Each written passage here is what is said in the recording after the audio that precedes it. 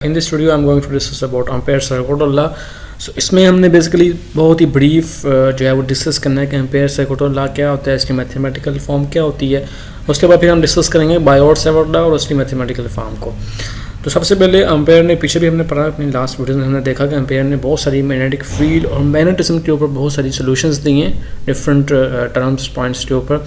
और यहाँ पर उसने अपना एक सर्किट लॉ भी दिया। अब इसको सर्किट लॉ कहते हैं क्योंकि ये एक इलेक्ट्रॉनिक सर्किट पे जो है वो इसमें यूज़ होता है और उस पर बिहेव करता है, तो इस वजह से एम्पेयर सर्किट लॉ इसको जो है वो कहा जाता है।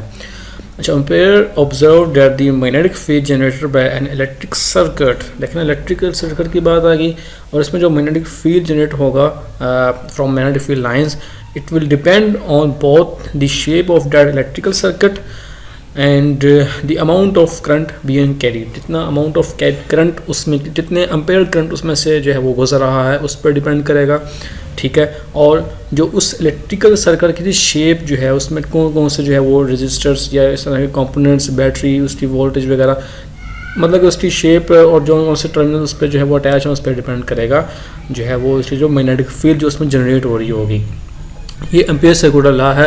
In fact the total current I is equal to the line integral of the magnetic field around a closed path. अब यहाँ पे जो क्लोज पाथ है वो बेसिकली वो इलेक्ट्रिकल सर्किट है जो मतलब कि क्लोज होगा, कहीं से भी ओपन नहीं होगा। क्लोज होगा तो उसमें से करंट फ्लो करेगा कंटेनिंग द करंट। सो जो वो मैथमेटिकल टर्म्स होगी एम्पेयर सर्किट लॉ की, ये जो इंटीग्रल है ये क्लोज पाथ को शो करता है, इलेक्ट्रिकल सर्किट पाथ को भी उसको बोल सकते हैं। एच यहाँ पे हमारे पास उसकी मैग्नेटिक फील्ड की स्ट्रेंथ है और डी आई जो है वो चेंजिंग इन करंट है, वो विल बी इक्वल्स टू आई। या आई जो है वो टोटल करंट जितना फ्लो हो रहा है उससे जो है वो ये इक्वल होगा, ठीक है। And this is the mathematical term of ampere circuit law. Next उसने कहा this expression is called ampere circuit law, जो mathematically expression थी, and it can be used to calculate the field produced by a current carrying conductor। जितनी magnetic field जो है वो produce हुई है एक करंट कैरिंग कंडक्टर में, वो हम उस फार्मूले की मदद से जो है वो निकाल सकते हैं।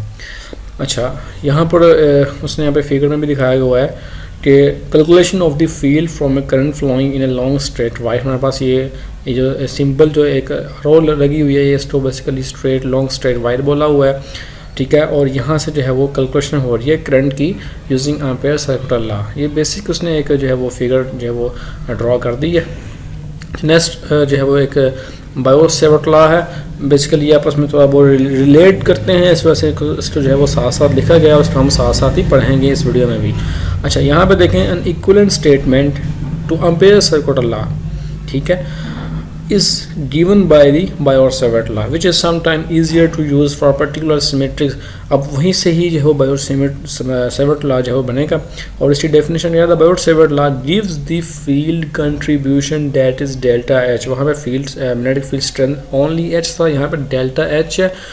And generated by a current flowing in an elementary length. यहाँ पे एक एलिमेंटल लेंथ आएगी, ठीक है, वो डेल्टा आई होगी कंडक्टर की। और यहाँ पे जो इसका फार्मूला बनेगा मैथमेटिकल टर्म का वो बन जाएगा डेल्टा एच ये वाला equal to 1/4 pi R square into delta I multiply by u. U basically यहाँ पे जो है वो यूनिट वेक्टर जो उसके पे होगा और आर जो है वो आई थिंक रेडियल कंपोनेंट है, इसको हम मज़ीद देख लेते हैं। आर यहाँ पे हमारे पास एक रेडियल डिस्टेंस है कंडक्टर का, ठीक है। यू यूनिट वेक्टर है अलोंग दी रेडियल डायरेक्शन, ठीक है। 4 पाई तो बेसिकली कांस्टेंट है और हमारे पास आ गया radial distance. I is the total current, delta I is the elemental length, delta H is the magnetic field contribution to the strength, ठीक है। और यू यहाँ पे यूनिट वेक्टर है और इस फार्मूले की मदद से हम बायोट-सैवर्ट लॉ को कैलकुलेट कर सकते हैं। Thank you for watching this video.